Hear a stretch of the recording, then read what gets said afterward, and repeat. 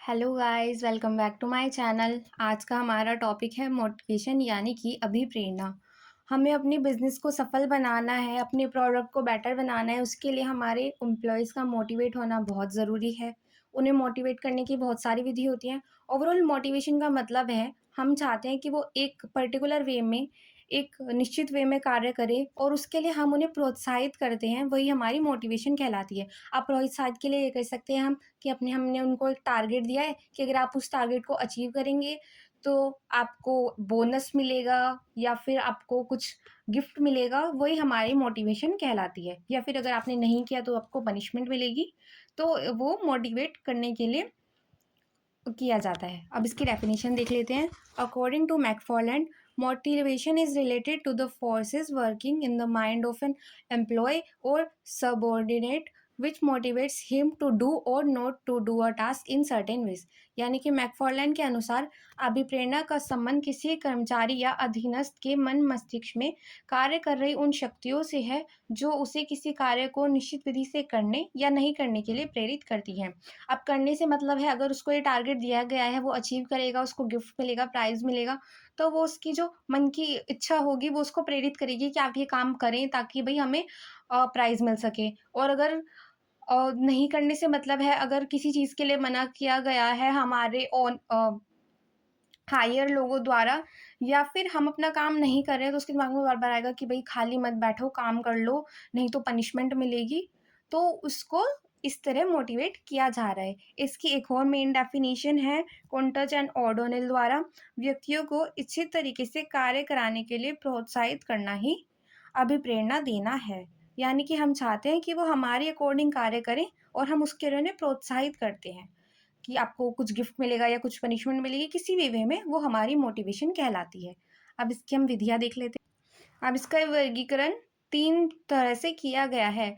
अब इसमें सबसे पहले आता है सकारात्मक, धनात्मक एवं नकारात्मक अभिप्रेरणा, positive and negative motivation. Positive ये है कि आप उसको कुछ गिफ्ट देंगे, कुछ प्राइज़ देंगे, वो उसके लिए पॉज़िटिव है। और अगर उसको ही पनिशमेंट मिल रही है या फिर उसकी सैलरी कट की है थोड़ी आपने, तो वो उसके लिए नेगेटिव मोटिवेशन है कि अगर आपने भई ये काम किया तो आपकी सैलरी कट हो जाएगी, या फिर काम नहीं किया, वो उसके लिए नेगेटिव है। मतलब वो मोटिवेट हो रहा है कि भई हमें टारगेट पूरा करना पड़ेगा, नहीं तो सैलरी कम हो जाएगी, पर ये एक नेगेटिव वे है। और वहीं अगर आप उसको कुछ रिवॉर्ड दे रहे हैं, कुछ अगर आप उसको जैसे कहते हैं सैलरी से अलग कुछ बोनस दे रहे हैं या कुछ गिफ्ट दे रहे हैं, वो उसके लिए पॉज़िटिव इम्पैक्ट क्रिएट करेगी, तो वो पॉज़िटिव। अब बाह्य एवं आंतरिक प्रेरणा यानी कि एक्सट्रिंसिक एंड इंट्रिंसिक मोटिवेशन, अब ये क्या है?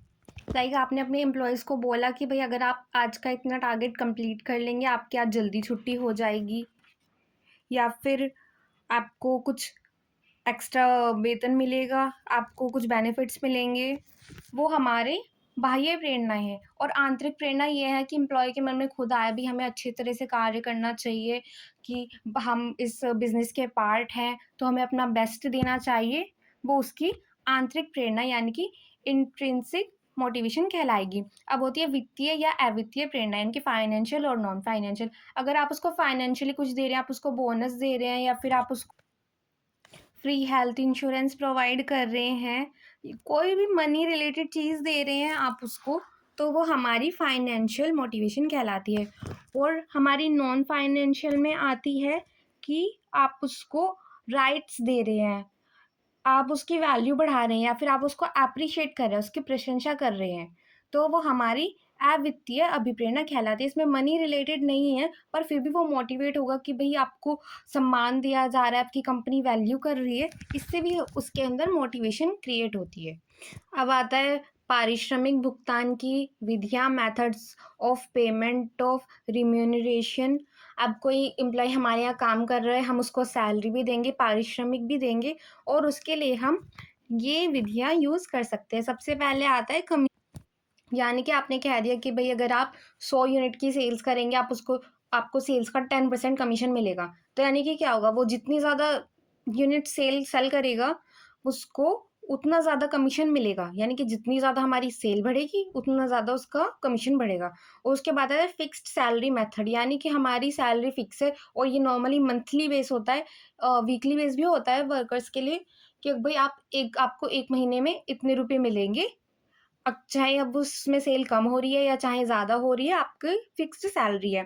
अब आता है सैलरी एंड कमीशन मैथ, यानी कि आपको सैलरी तो मिल ही रही है, साथ में एक फिक्स हमारा कमीशन भी मिल रहा है कि आपको सैलरी तो मिलेगी ही, पर अगर आप एक्स्ट्रा सेल कर रहे हैं तो आपको उस पर कमीशन भी मिलेगा।